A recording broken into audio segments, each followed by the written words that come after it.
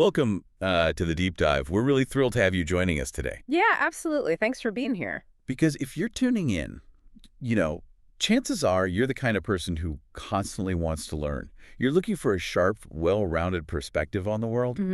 But, and this is key, you absolutely do not want to get bogged down by that relentless information overload that we all face every single day. Oh, it's exhausting. It really is. Mm. You want the deep insights, you're hunting for those aha moments, and you want them delivered in a way that truly respects your time. That's our exact mission for you today. Right. Our focus is always to sift through the noise, bypass the clutter, and extract those crucial nuggets of insight that you can actually use. Exactly. Whether you're prepping for a conversation, trying to understand a massive cultural shift, or just, satisfying your own boundless curiosity, we want to give you the tools to understand the underlying dynamics of the topics shaping our lives. So today's topic, it's one that touches a massive, often very raw nerve in communities everywhere. We are examining an excerpt from a really fascinating source. It's a great one. It's from a show called ACTIQO, the Parenting Decision Podcast. And just to clarify right up front, because this framework is super central to our discussion, it is spelled ACTIQO, and it's pronounced ACTIQO. ACTIQO. Yeah, it's a remarkable resource for dissecting complex family dynamics. And the specific excerpt we're pulling from today is from their 5th episode, which is part of a broader, incredibly detailed series they produced. It's called The Travel Sports Dilemma. And the mission for our deep dive today is to unpack a massive, looming question that absolutely dominates youth sports communities. It's a question that creates an incredible amount of stress. So much stress. Right. And it's simply this. Do kids actually need travel sports to succeed? It's such a heavy loaded question for so many families, but let's frame why this matters to you, the listener, right now. Yeah, let's do that. Because even if you don't have kids in sports, or even if you don't have kids at all, the underlying theme here is universally fascinating. Totally. This is fundamentally a look at how we as a society make intentional decisions regarding our most limited resources. We're talking about time, we're talking about money and emotional energy. The big three. Exactly. How do we allocate those things thoughtfully versus simply putting our heads down and following the crowd just because everyone else seems to be doing it? Okay, let's unpack this, because the shift in how youth sports operate over the last couple of decades is, well, it's staggering. It really is night and day. The research outlines exactly what travel sports entails compared to your traditional local recreational leagues. Historically, you sign up for the town baseball or soccer league, you play the kids in your neighborhood down at the local park, and that was that. Right, you got an orange slice at halftime and went home. Exactly. Yeah. But the travel sports ecosystem is an entirely different beast. It involves actively leaving those local community teams behind to join highly selective, private, competitive organizations. And the defining feature, of course, is the travel itself. We're talking about packing up and heading to tournaments in completely different cities, sometimes different states. And this isn't just an occasional weekend getaway. What they uncovered in the source is that for many families, this is happening constantly. Yeah. Sometimes every single weekend for months on end. It represents a complete structural shift in how a family's free time is organized. It redefines the family calendar entirely. Which begs the obvious question, why do it? Right. If it's such a massive structural shift, what is the magnetic pull that makes families voluntarily make this monumental change? The allure is very real. And the data highlights exactly why it draws people in so effectively. Travel teams offer a significantly higher level of competition. Instead of playing whoever happens to live in your zip code, you're putting kids up against the best players from a much wider geographic area. That makes sense. Along with that elevated competition, there's generally an expectation of more intensive specialized coaching. And crucially, it gives kids the chance to play alongside highly motivated teammates. Right. Everyone is there to work. Exactly. If you have a child who is deeply, intensely passionate about a specific sport, putting them in an environment where their dedication is matched by everyone else on the field, that can be absolutely thrilling for them. That sounds incredible on paper. You have a passionate kid, you give them the best coaches and the best teammates. Yep. But then we hit the heavy cost. And I don't just mean the financial cost, though that is a staggering part of it. The reality of the commitment required is intense. It's all-consuming. This is no longer about a kid playing a game for an hour on a Saturday morning while the parents drink coffee on the sidelines. It is a total lifestyle shift for the entire household. The logistics alone are daunting. Families suddenly find themselves managing long, exhausting drives to tournaments after a full week of work. They're coordinating multiple high-intensity practices every single week. Entire weekends are completely and totally built around the game schedule. Leaving zero room for anything else. Right, zero room for downtime, other hobbies, or even just unstructured family time. And then add these significant financial realities to that. The upfront fees for the leagues themselves are just the tip of the iceberg. Oh, easily. Then you factor in the travel expenses, the hotel blocks, eating out 3 meals a day on the road, the gas, the specialized equipment that suddenly feels mandatory. It adds up fast. When you look at the sheer logistical and financial management of a travel sports schedule, you are basically running a small logistics company out of a minivan. That analogy captures the reality perfectly. Think about the mechanics of it. You're managing a fleet, your SUV or a minivan. You're managing inventory cleats, specialized jerseys, warm-up gear, water coolers, perfectly timed nutritional snacks. Don't forget the medical kits. Right. You're dealing with complex routing and scheduling across state lines, often coordinating with other families. Yeah. You're handling complex accounting for tournament entry fees and shared hotel blocks. Yeah. It is essentially a part-time corporate job seamlessly disguised as a weekend hobby.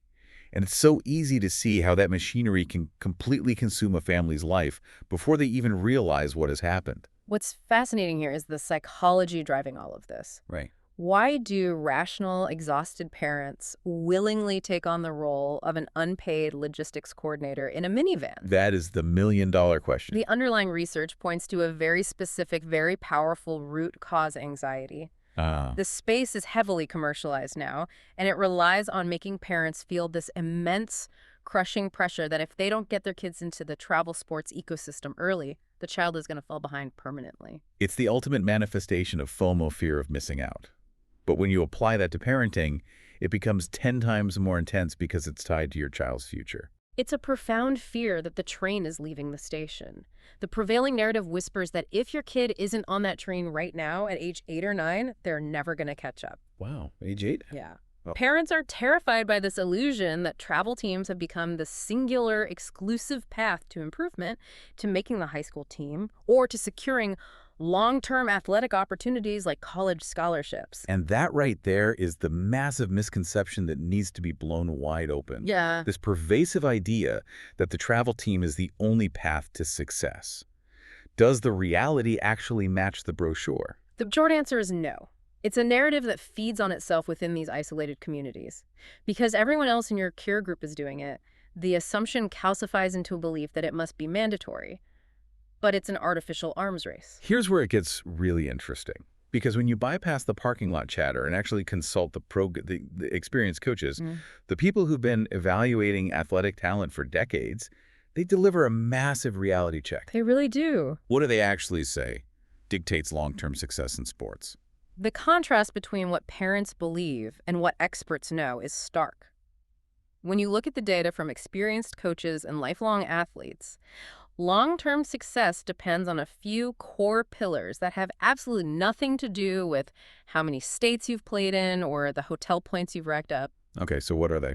There are 4 main pillars they identified. The first is consistent practice. Let's pause on that. Consistent practice doesn't require a $3,000 lead fee. Right. You can get consistent practice in a driveway at a local park or against a garage door. Precisely the point.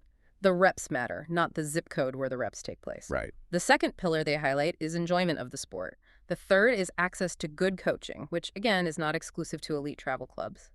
And the fourth pillar is simply staying active over time. Just staying in the game as they grow. If we connect this to the bigger picture, it changes the entire conversation. Look closely at that list. Enjoyment of the sport, staying active over time. Those are internal drivers.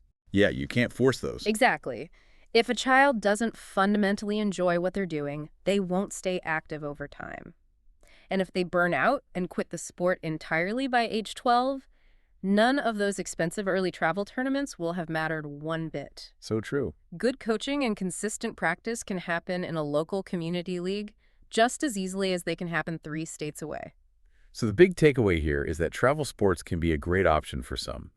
If it aligns with the family's budget and schedule, and the kid genuinely loves the intense environment, fantastic. Absolutely. But they are absolutely not a mandatory requirement for every child or every family to achieve athletic success. Yeah. You don't have to buy into the panic that your kid is doomed if they're just playing at the local park. It strips away that manufactured anxiety. It tells parents they have permission to step off the treadmill if the treadmill is destroying their family's weekends and budget.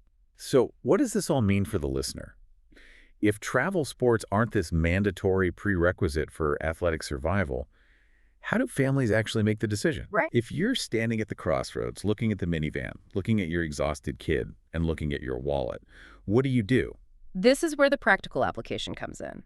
The most important data you can gather doesn't come from what the neighbor is doing, and it certainly doesn't come from the pressure of the other parents on the sidelines. Okay. The most important, accurate data comes right from the kid. You have to learn how to read the child's signals. And the ACTIQO framework provides a really helpful set of tools for reading those signals. It starts with what we might call the driveway test. Yeah, that's a good way to put it. Question 1. Is the child actually excited to go? When it's time to pack the gear bag and get in the car, are they dragging their feet, making excuses, complaining about the drive? Or are they the ones rushing you out the door? That initial friction is highly revealing. But even if they are excited to go, you have to look at the return trip. Okay. Question 2 focuses on their state after the event. Do they come home energized after practices and games? Energy is a profound metric that parents often misread. How so? What's the difference parents should be looking for? You have to distinguish between physical exhaustion and emotional depletion. A highly competitive, physically exhausting game should still leave a passionate kid emotionally energized. Got it. They might be tired, but they're chattering about the plays, they're excited about the next practice.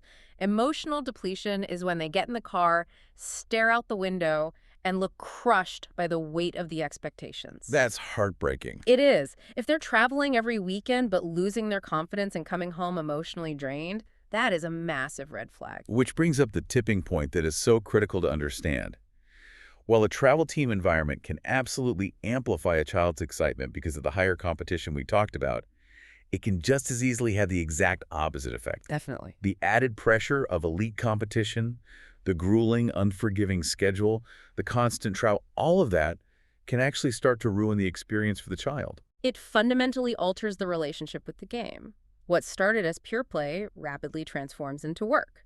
And that's exactly where families need a reliable tool to evaluate things objectively, which is where the ACTIQO insight becomes so valuable.